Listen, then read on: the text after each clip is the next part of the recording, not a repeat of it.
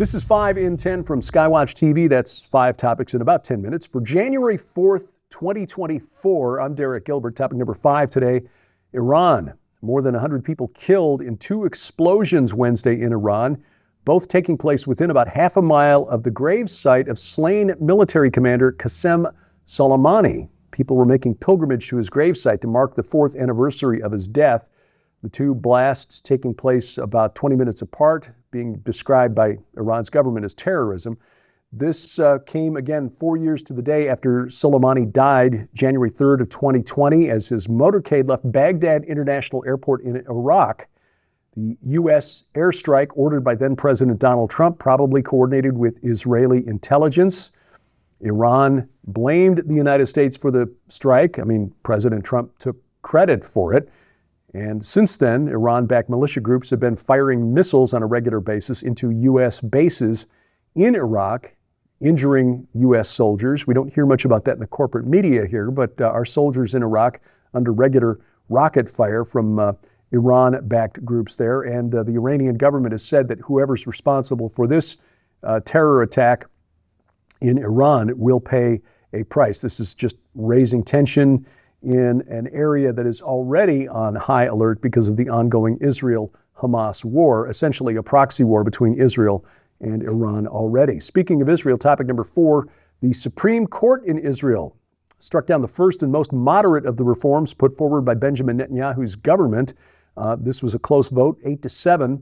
Netanyahu and his governing coalition said that they will wait to react until after the Israel-Hamas war is complete.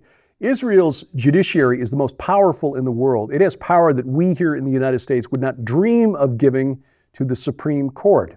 Most of us, conservatives anyway, here in the United States already think the Supreme Court has too much power. And it's mainly because progressives who can't win at the ballot box will challenge laws in court and then depend on a very liberal judiciary to overturn the laws. Well, in Israel, it's the same thing, except that their Supreme Court has the power to overturn any law passed by the Knesset on the basis of reasonableness. If the justices think a law is unreasonable, they can strike it down. And anybody has standing to challenge any law, which again is not the case here in the United States. Well, Benjamin Netanyahu's coalition came to power in 2022 partly because of its promise to rein in the power of the judiciary. Conservatives are the majority in Israel. Liberals basically only have power in the courts. And because the Supreme Court there has this unchecked power to overturn any law on the basis of reasonableness, and you don't need to be a legal scholar to understand that that's a loophole you can drive a truck through, they won. But of course, the law, the first and again most moderate of the reforms proposed by Netanyahu, struck down by the Supreme Court for being unreasonable. Who didn't see that coming? Well, we will see how this plays out, but this risks dividing the country again. A country that had been very divided up until October 7th has been united in purpose since then.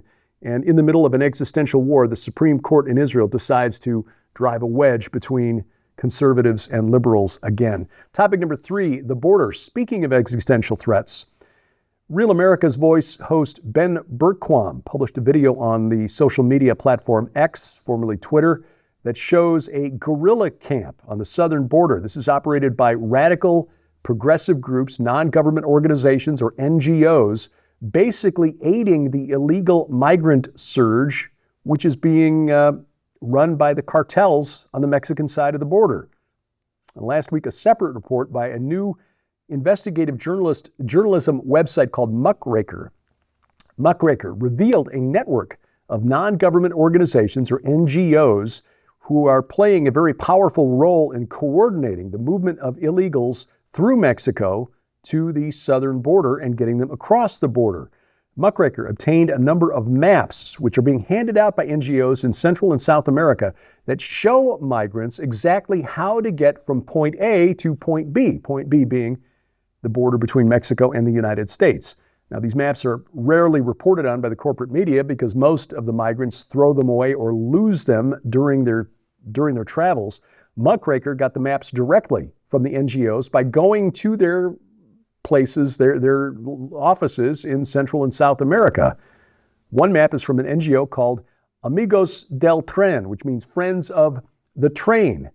This NGO helps illegal aliens ride the so-called train of death, which is also called La Bestia, or the Beast, interestingly enough, a freight train. The illegals get on top of the train and ride the train all the way through Mexico to the southern border.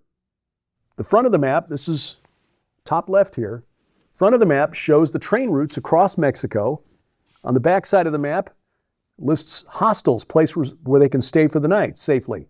Hostels along the train route, and shows the distances between the cities. The map in blue, the bottom left corner there, shows a map that's being handed out by the United Nations International Organization of Migration. The United Nations helping migrants illegally enter the United States. Another map published by Doctors Without Borders. Hey, we thought they were just a group that went to war areas and did medical care for free. No, they're helping illegal migrants cross into the United States. Another group called R4V, Refugees and Migrants from Venezuela. The colorful map at bottom right is handed out by the Red Cross. The Red Cross. The front of that map shows freight train routes across Mexico, lists 80 different stops from Panama to the United States. The back gives helpful advice on navigating the mass migration trail. One piece of helpful advice: how to safely ride on top of a freight train, advising migrants to avoid riding the train if, quote, you are under the influence of alcohol, drugs, or medication that can make you drowsy, end quote. Presumably, it's easier to fall off the top of the train of death. There's only one conclusion here. The collapse of the U.S. southern border is the result of a carefully planned, deliberately executed industrial mass migration program. The Biden administration could fix it if it wanted to. I mean, you look at the migrant encounters at the southern border. Now, again, these are just known encounters, not the gotaways. And you look at the last 3 years of the surge in migration. What happened in 3 years? Oh, yeah, Joe Biden took office. They could fix it if they wanted to, just by re-implementing the policies under the Trump administration. But the Biden administration clearly has no interest in shutting down the border. As proof, we note that the Department of Justice has announced it plans to sue the state of Texas over a border security law passed by Texas to target illegal immigrants. The Biden administration, Biden's handlers, the deep state in Washington, D.C., has no interest in national sovereignty for American citizens. Topic number 2, a new milestone. The U.S. Treasury's financial statement on December 29th of 2023 showed the total United States government debt at the end of the year was, drumroll, $34 trillion for the very first time ever. Or to be precise, $34,1,493,655,565.48.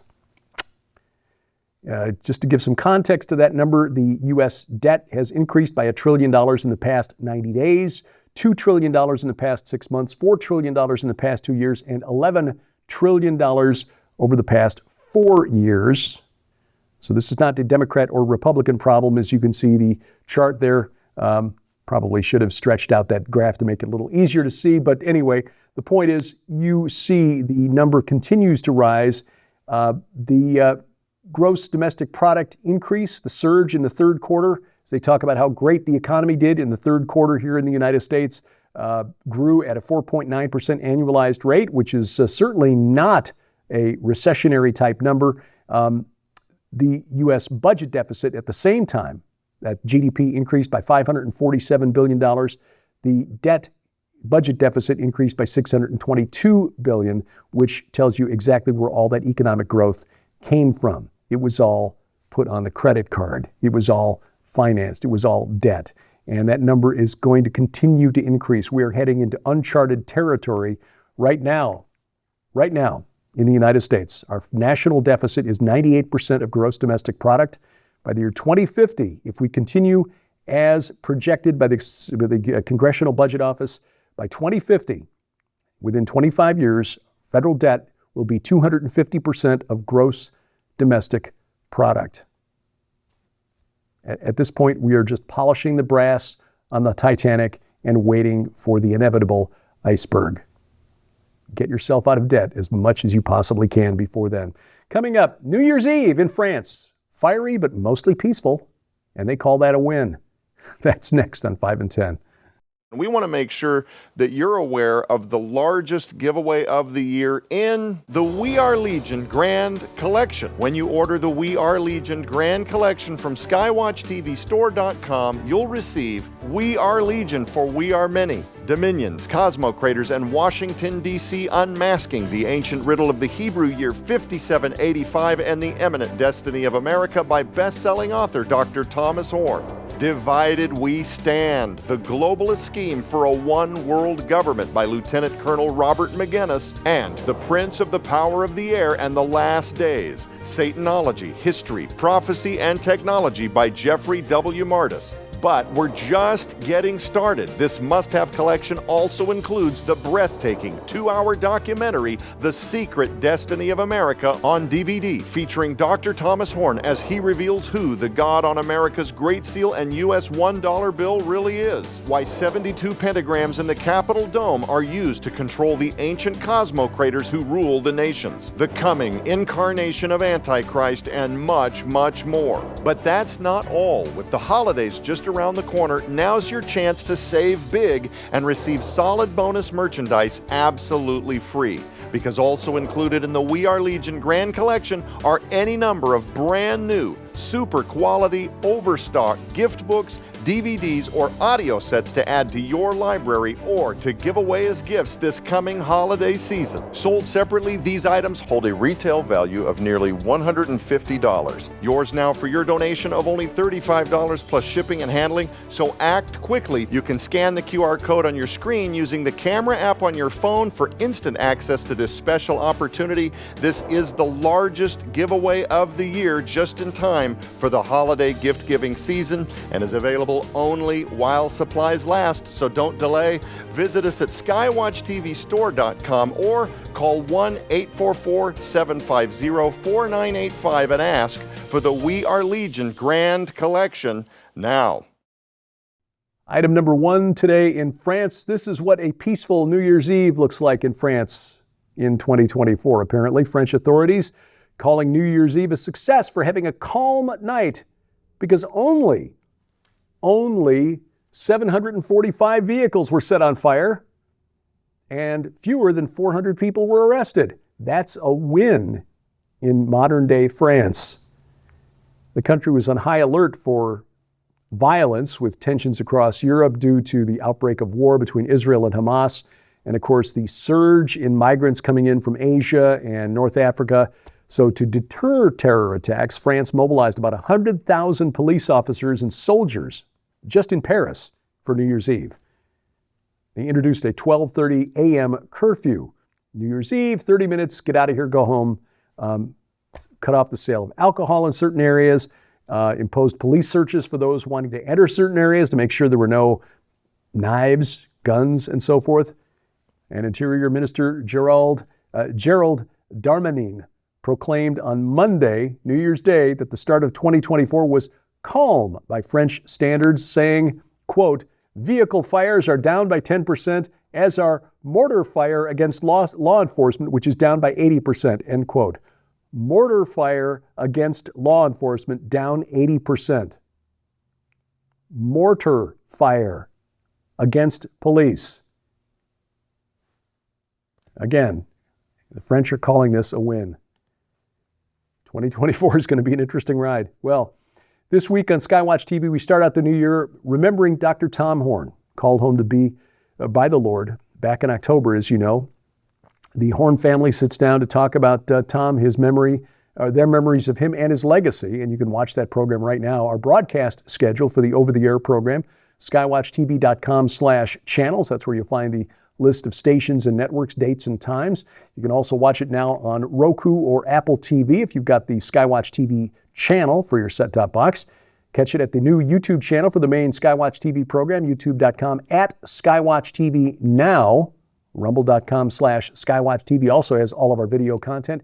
Or better yet, get our free mobile app for your smartphone or tablet. It's available for iOS, Android, and Amazon Kindle Fire phones and tablets, absolutely free, and it bypasses the gatekeepers of big tech. Thank you for watching as we keep watch. I'm Derek Gilbert, and this is 5 in 10 from Skywatch TV.